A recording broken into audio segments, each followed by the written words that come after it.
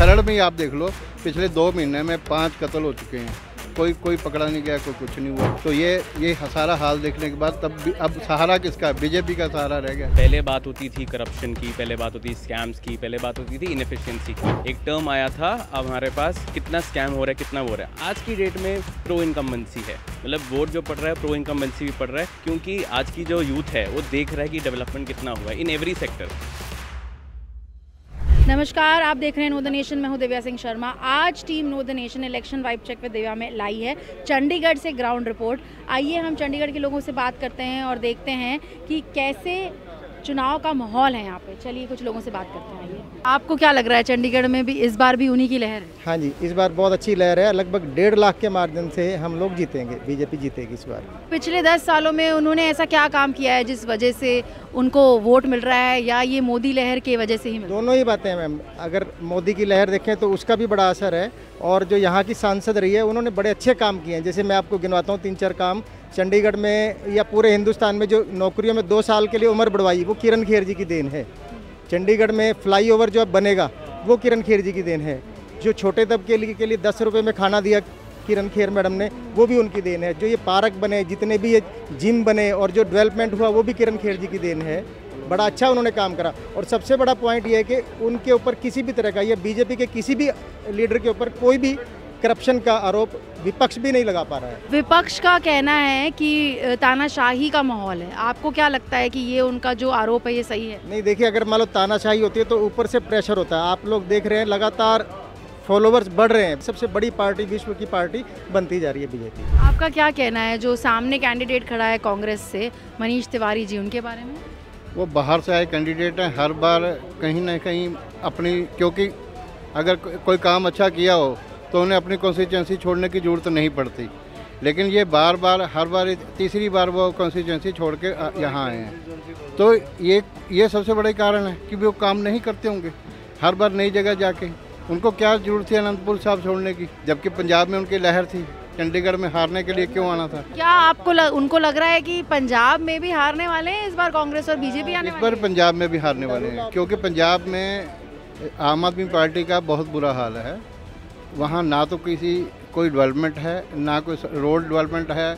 वो कहते हैं सारे कि भी आम आदमी क्लिनिक बना दिए, लॉ एंड ऑर्डर बिल्कुल नील है, कोई पुलिस नहीं है। पुलिस सारी शायद दिल्ली चली गई है, वहाँ कोई पुलिस भी नहीं दिखती है। चंडीगढ़ के कुछ यूथ से बात करते हैं, युवाओं से जानते हैं कि उनके मन में क्या है। नमस्कार, आपका नाम? समीर गुप्ता। हाँ जी, तो आप बताइए कि चंडीगढ़ का जो यूथ है, लास्ट 10 ईयर्स में इन्होंने क्या डेवलपमेंट देखा है, और क्या रीजंस हैं जो लोग यहाँ पे, हमें ग्राउंड रिपोर्ट में पता चल रहा है कि वापस से जो एमपी हैं संजय टंडन जी वही आने वाले हैं और मोदी सरकार पर ही भरोसा है। इसके कारण क्या है? Ma'am, in the last 10 years हमने एक पैराडाइम शिफ्ट देखा है। पहले बात होती थी करप्शन की, पहले बात होती थी स्कैम्स की, पहले बात होती थी इनएफिशिएंसी की। एक टर्म आया था अब हमारे पास कि वहाँ पे अपना कि कितना स्कैम हो रहा है, कितना हो रहा है। आज की डेट में प्रो इनकम्बेंसी है, मतलब वोट जो पड़ रहा है प्रो इनकम्बेंसी भी पड़ रहा है, क्योंकि आज की जो यूथ है वो देख रहा है कि डेवलपमेंट कितना हुआ है इन एवरी सेक्टर। सबसे बड़ा जो बहुत लोग बात नहीं कर पाते, जिससे एक इन्वेंशन की, दैट इज़ यूपीआई। अब लोग इसके बारे में समझते नहीं है, इसका मैग्नीट्यूड की कितनी बड़ी अचीवमेंट है कि एक गवर्नमेंट एजेंसी एनपीसीआई ने ये यूपीआई लेकर आए, और इसने basically changes the way how world transacts. पूरी दुनिया में एक रेवोल्यूशन लेके आए हैं यूपीआई के थ्रू, और वो बीजेपी सरकार ने यूपीआई के थ्रू लेकर आए हैं। So it has now change and made India a bigger stronger power in the world. जैसे कि इंडी गठबंधन का आरोप है कि अनएम्प्लॉयमेंट बढ़ गई है, आपका इसके बारे में क्या है? मैम, ये फॉल्स प्रोपोगेंडा है इंडी गठबंधन का, बिकॉज मैं फैक्ट्स देखता हूँ, मैं चेक करता हूँ और उसी पे बात करता हूँ। 2014 से पहले ईपीएफ अकाउंट सबको पता ही होगा, एम्प्लॉयमेंट प्रोविडेंट फंड के अकाउंट से सिर्फ 14 करोड़, आज की डेट में 27 करोड़ हैं। तो 13 करोड़ हैव चेंज, मतलब number has doubled in the last 10 years. ये कौन सी बातें करते हैं कि एम्प्लॉयमेंट नहीं है? आज की डेट में सिर्फ वही बंदा अनएम्प्लॉयड है जो अनएम्प्लॉयबल है। अदरवाइज किसी के पास कोई भी स्किल सेट हो, चाहे वो सॉफ्ट स्किल्स का हो, चाहे वो टेक्निकल स्किल्स का हो, या इवन हैंड का कोई काम करते हो, उनके पास जॉब की कमी नहीं है। पिछले 10 सालों में 123 यूनिकॉर्न्स हैव कम अप। जो एक नंबर था आज 123। So every company has a valuation of about 8,000 crore. तो इससे कितनी एम्प्लॉयमेंट जनरेट होगी मुझे आपको बताने की ज़रूरत नहीं है, व्यूअर्स को भी पता है कि 130 कंपनियाँ जिनकी वैल्यूएशन 8,000 करोड़ से ऊपर चली गई है, तो उन्होंने कितनी एम्प्लॉयमेंट जनरेट करी होगी। तो ये सिर्फ एक फॉल्स प्रोपेगेंडा फैला रही है इंडी गठबंधन, बिकॉज उनके पास कुछ मटीरियल फैक्ट्स नहीं है। वो सिर्फ बात करते हैं ये हो गया वो हो गया, बट असली में कुछ ऐसा सच में नहीं है। इलेक्शंस हैं, 7वां फेज चंडीगढ़ में, फाइनल कहते हैं save the best for the last. आपको क्या लगता है, बेस्ट हो रहा है चंडीगढ़ में? डेफिनेटली बेस्ट हो रहा है, जैसे जैसे टाइम प्रोग्रेस कर रहा है we can see the progress also. तो जो बीजेपी के कैंडिडेट है यहाँ पे, क्या उनका पलड़ा भारी है?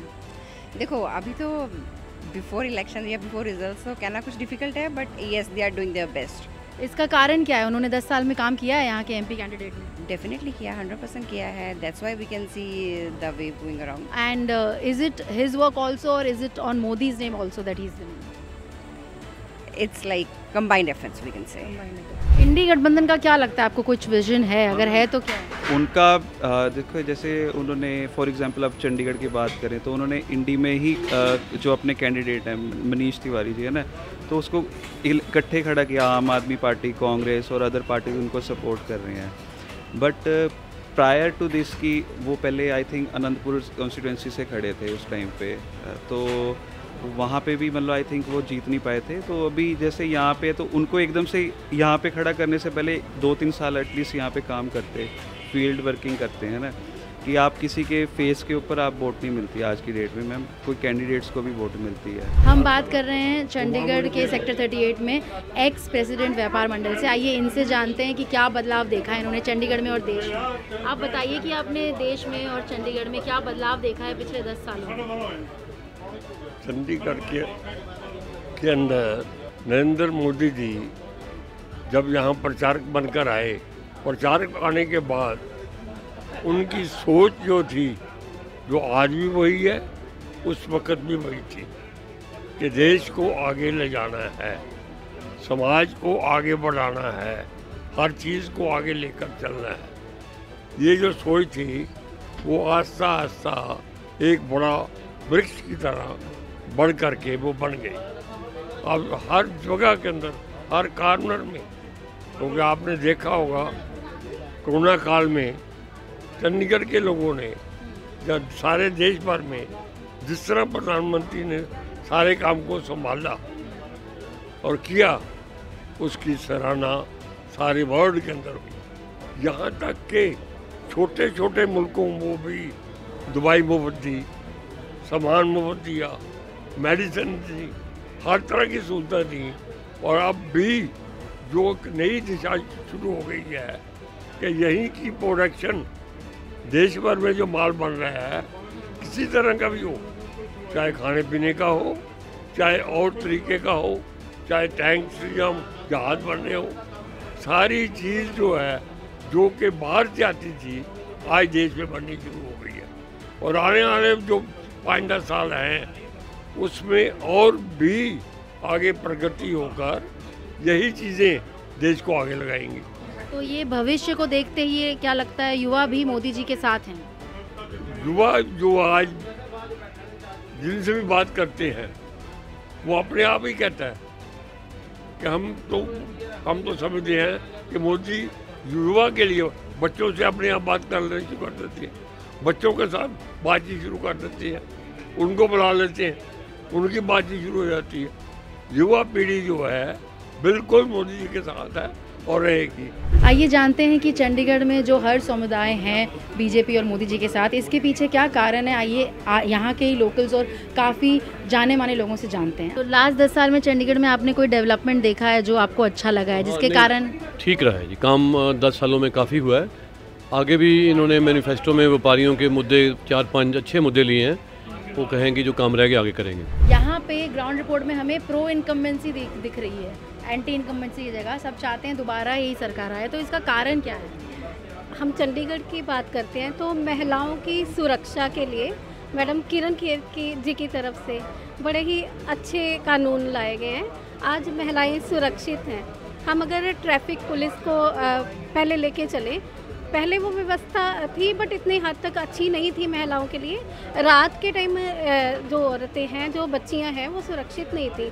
आज हम देखते हैं, ठीक है, हम डिस्क या क्लब्स के फेवर में बहुत ज़्यादा नहीं होते हैं, बट फिर भी एक कल्चर है जो अगर लड़कियां जाती भी हैं तो इसीलिए जा पाती है ना, उनको पता है कि हम देर रात को अगर घर वापस आएंगे तो हमें रास्ते में ऐसी कोई दिक्कत नहीं होगी। पहले ईव टीजिंग जो बहुत मेन समस्या है आपके लिए, सबके लिए, हमारे लिए, सबके लिए थी, लेकिन आज की डेट में अगर हम यंगस्टर्स देखें तो ईव टीजिंग तो चंडीगढ़ में मुझे लगता है कि बहुत ही कम है, ना मात्र ही है। संजय टंडन जी की कैंपेन को फॉलो करते हुए, ट्रेल करते हुए हम अभी मोटर मार्केट आ गए हैं। आइए यहाँ पे इनसे जुड़े हुए लोगों से जानते हैं कि क्यों 10 साल के बाद भी एंटी इनकम्बेंसी नहीं दिख रही है और उन्होंने लोकल लेवल पे ऐसा क्या काम किया है जिसकी वजह से उनको आज सपोर्ट मिल रहा है। आप बताएंगे हमें? मैम, हमारे जो उम्मीदवार हैं, सबसे बड़ी बात यह है कि वो पिछले 4 दशकों से यहाँ से लोकल है। उनके जो पिताजी बलराम जी दास टंडन, वो 6 बार के विधायक रहे, मंत्री रहे, उप मुख्यमंत्री पंजाब रहे, उसके बाद छत्तीसगढ़ के गवर्नर रहे। हमारे जो कैंडिडेट हैं संजय टंडन जी, उन्होंने कोरोना केयर सेंटर रन किया हमारे पूर्वांचल भोजपुरी भाइयों के लिए, हमारे जो बिहार के वासी जो हमारे भाई हैं उनके लिए। हम उनको एकजुट रखते हैं। उधर सुखपाल सिंह खैरा जी, हमारे जो भोजपुरी और पूर्वांचली के भाई बहन हैं, हमारे जो बिहार के जो भाई बहन हैं, उनको गाली देते हैं, कहते हैं वहाँ पे हम घर नहीं लेने देंगे, पंजाब में प्रॉपर्टी नहीं लेने देंगे, उनको घुसने नहीं देंगे, जबकि वो हमारे पंजाब और चंडीगढ़ की पूरे भारत की अर्थव्यवस्था की रीढ़ की हड्डी हैं, जिनको ये गाली देते हैं। कांग्रेस जो है ना मैडम, वो आर्थिक सर्वे करवाना चाहती है, जातीय जनगणना करवाना चाहती है, धार्मिक आधार पर आरक्षण चाहती है, वो जो है ना विरासत का कानून लागू करना चाहती है। हम इस देश में किसी भी हालात में ये सब नहीं होने देंगे। हमारी केंद्र में मोदी की सरकार बिल्कुल स्पष्ट बहुमत के साथ आएगी। और मैं चंडीगढ़ वासियों से निवेदन और अपील करना चाहता हूँ कि अपने शहर के विकास के लिए भारी मात्रा में यहाँ बजट आए, ग्रांट आए, आपके क्षेत्र का विकास हो, तो यहाँ डबल इंजन की सरकार को चुनिए। दिल्ली के लिए दिल्ली के साथ चंडीगढ़ का इंजन जोड़िए। चंडीगढ़ के डबल इंजन मोदी और टंडन के रूप में यहाँ अपने मेंबर ऑफ पार्लियामेंट चुनिए। यहाँ कोई विधानसभा नहीं है, यहाँ कोई मुख्यमंत्री नहीं है, यहाँ के कार्य हमारे मेंबर ऑफ पार्लियामेंट को ही करने हैं। तो ये उनसे अपील है। हमारे पिछले जो कार्यकाल रहे हैं, जिसमें हमने जो है ना स्ट्रीट लाइट्स लगवाई हैं, उन्होंने व्यक्तिगत तौर पे उनके 2 NGO काम कर रहे हैं, उन्होंने बहुत बड़ी संख्या में लोगों की मदद की है, उन्होंने चंडीगढ़ क्रिकेट एसोसिएशन को राष्ट्रीय स्तर पे मान्यता दिलवाई है, वो यहाँ युवाओं के मार्गदर्शक के रूप में स्थापित हैं। तो मेरा यही कहना है कि विकास की तरफ चलिए। डबल इंजन से चंडीगढ़ का विकास दोगुनी गति से होगा।